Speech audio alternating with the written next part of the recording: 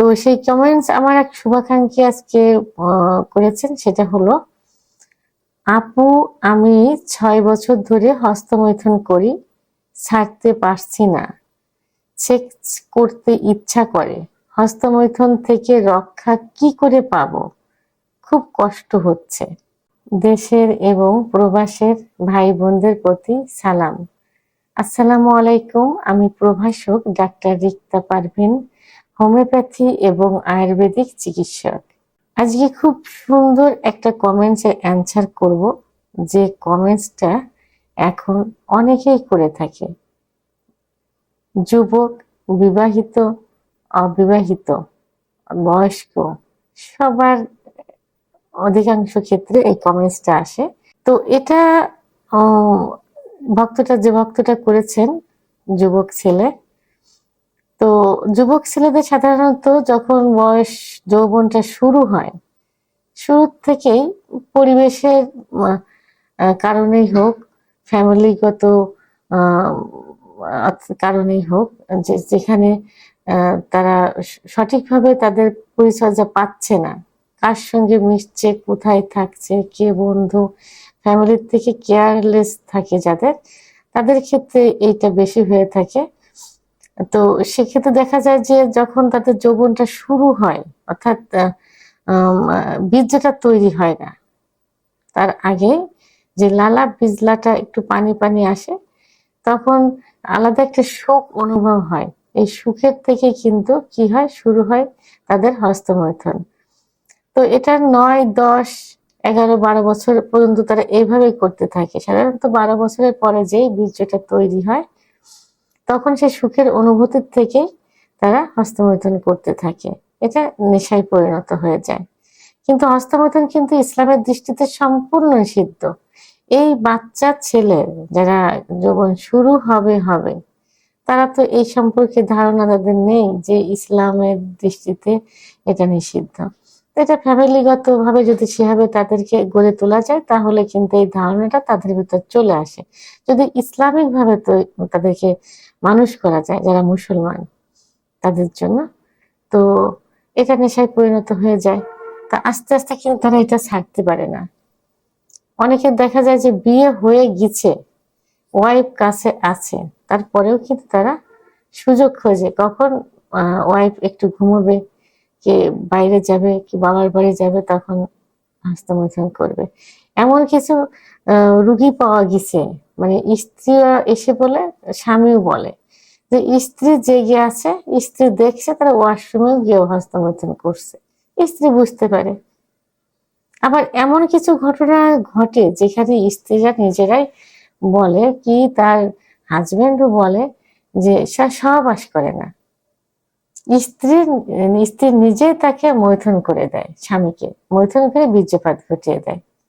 তাহলে কি নেশা এটা? এই নেশা যারা মদ্যপান, ধূমপান করে, এই নেশার থেকেও কিন্তু কঠিন নেশা।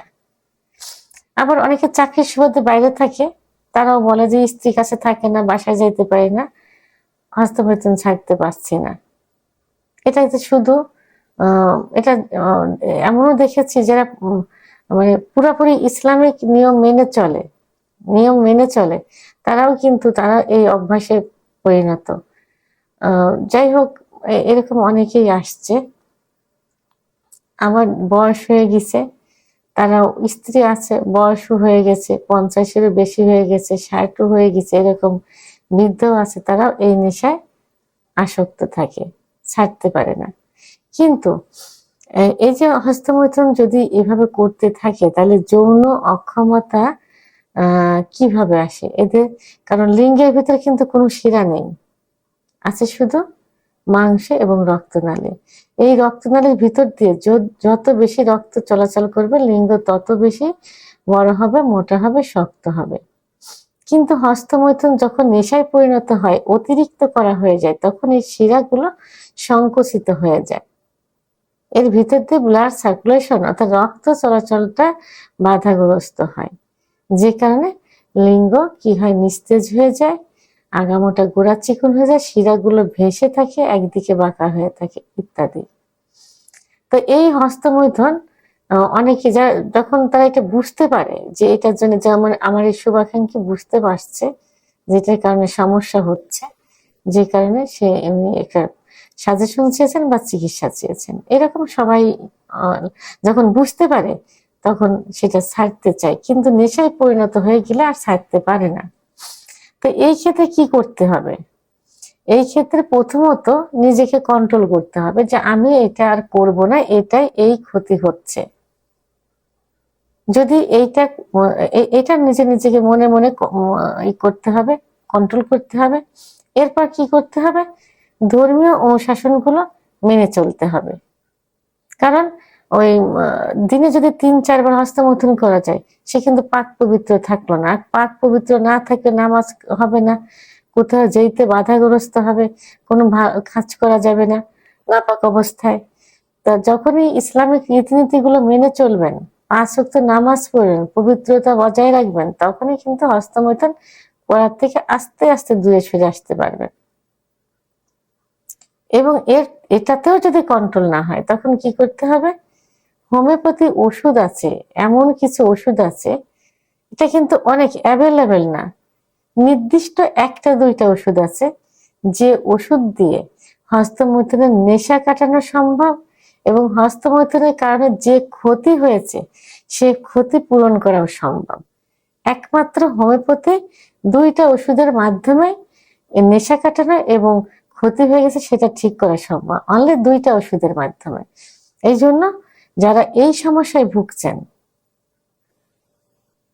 যারা স্ত্রীকে সুখ দিতে পারছেন না, স্ত্রীর থেকে লুকায়ে থাকছেন, আলাদা বিছানায় থাকতে হচ্ছে, স্ত্রীর কাছে লজ্জিত হতে হচ্ছে, একটা সময় পরিবারের লোক জানবে, শ্বশুর বাড়ির পরিবারের লোক জানবে, ও সমাজ জানবে, তখন কিন্তু বন্ধু সার্কেল জানবে, তখন কিন্তু মুখ দেখানোই দায় হয়ে যাবে। আর স্ত্রী তো নিজের থেকে সরে যাবে, পরকিয়া করবে, একটা সময় কি হবে? আবার বিবাহ বিচ্ছেদ হয়ে যাবে। সবকিছু বিচার বিশ্লেষণ করে নিজেকে কন্ট্রোল করুন, ধর্মীয় অনুশাসনগুলো মেনে চলুন। সর্বশেষ যদি কিছুতেই না হয়, অবশ্যই একজন অভিজ্ঞ সম্পন্ন রেজিস্টারকৃত হোমিওপ্যাথি ডাক্তারের শরণাপন্ন হতে হবে। সর্বোপরি যদি আমার চিকিৎসার প্রয়োজন হয়ে থাকে, ভিডিওর স্ক্রিনে আমার নাম্বার দেওয়া আছে, আমার সঙ্গে যোগাযোগ করতে পারেন। ইনশাল্লাহ ভালো একটা চিকিৎসা দেওয়ার চেষ্টা করব। ভিডিওটি সম্পর্কে যদি কোনো মতামত থেকে থাকে, অবশ্যই কমেন্টসের মাধ্যমে জানাবেন। আর ভিডিওটি ভালো লাগলে লাইক, কমেন্ট, সাবস্ক্রাইব করে আমার সঙ্গে থাকুন। আল্লাহ হাফেজ।